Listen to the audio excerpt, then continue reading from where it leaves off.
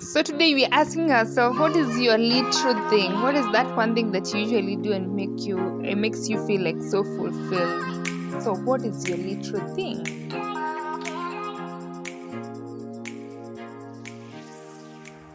Hi guys, how have you been, guys?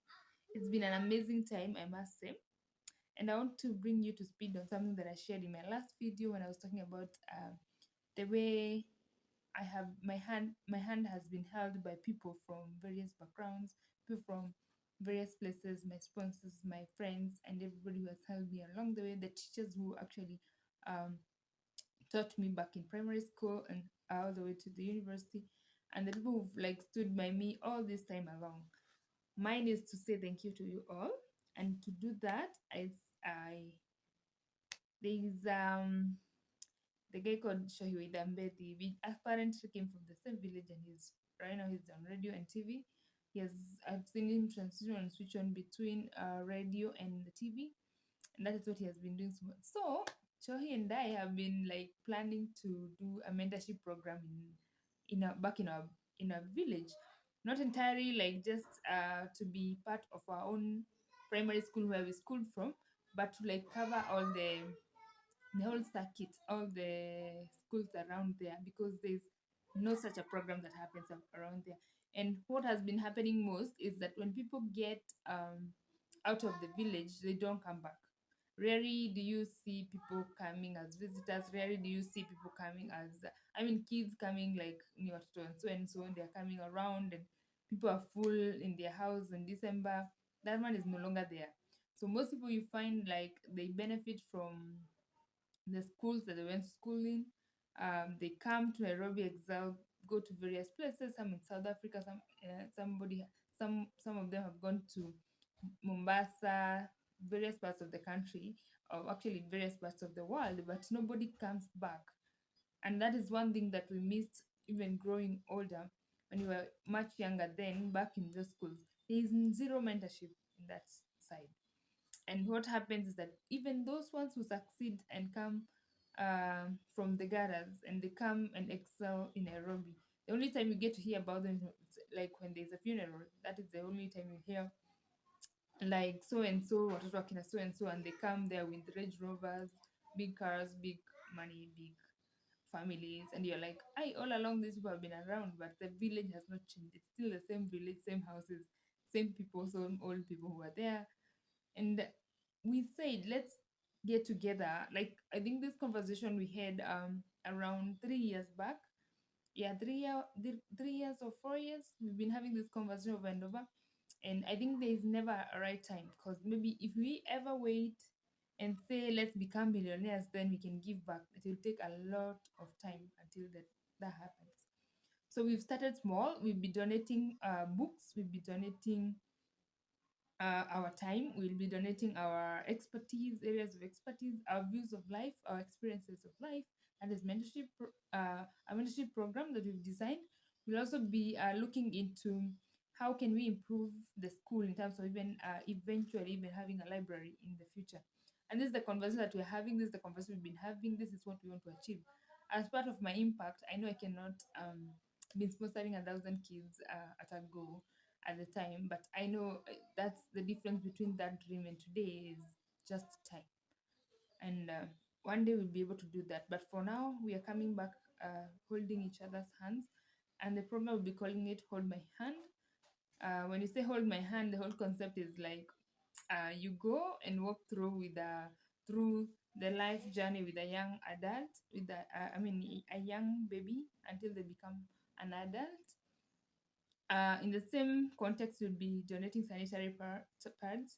We'll also be doing sanitary towels. And I know I'm reaching out to people to actually chip in. If you can do a carton or anything, you just contact us and we'll organize how we get the delivery done. We also organize and get how the packages will reach the village. We'll be going there on 10th of February.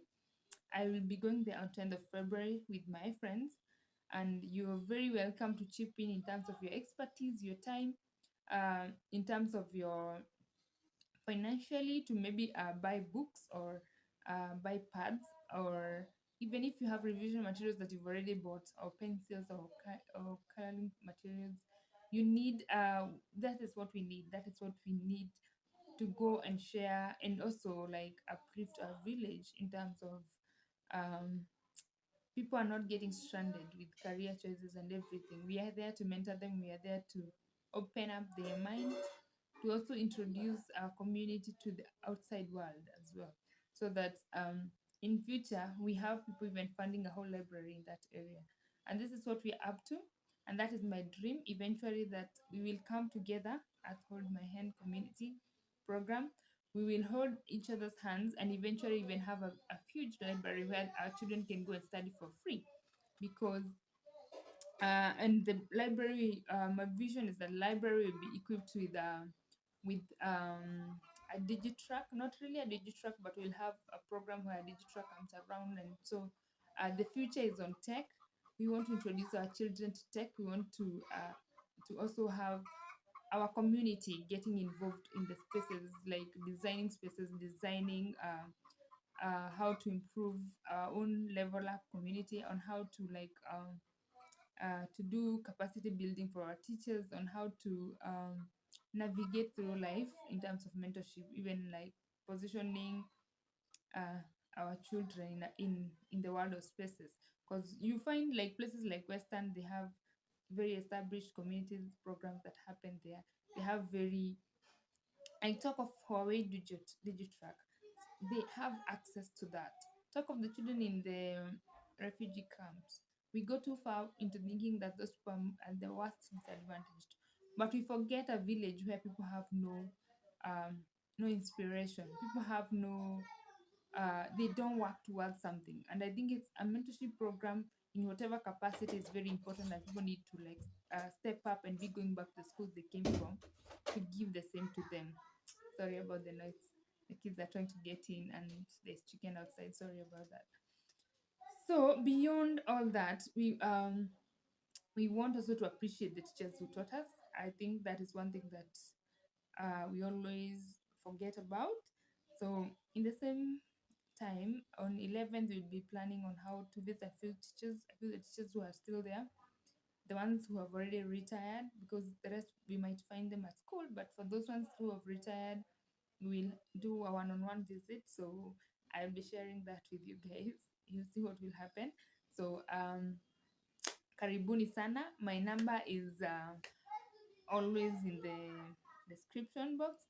Kindly reach out to me if you need to volunteer, if you need to accompany us, if you need to just be part of the planning and even fundraise for us, even if you want to raise awareness about what you're trying to do and you have ideas, they're all welcome. We'll be meeting every Friday of the week for half an hour online, and sometimes we can meet physically if need be, maybe twice before February 10th. And karibuni sana, and I'm really looking forward to this. I am starting my giving back journey in this year. I mean, back to my village, because I've been doing it in Nairobi, but I realized we need to take it back to the village. And I pray for your blessings. I pray for your participation. I pray for your prayers. I pray for your good thoughts. Have us in mind as we do this. And karibuni sana, join me. Don't hesitate. DM me. Let's do this. Let's do this. Let's do this for our children, for ourselves, and for the future of our kids. Sandy.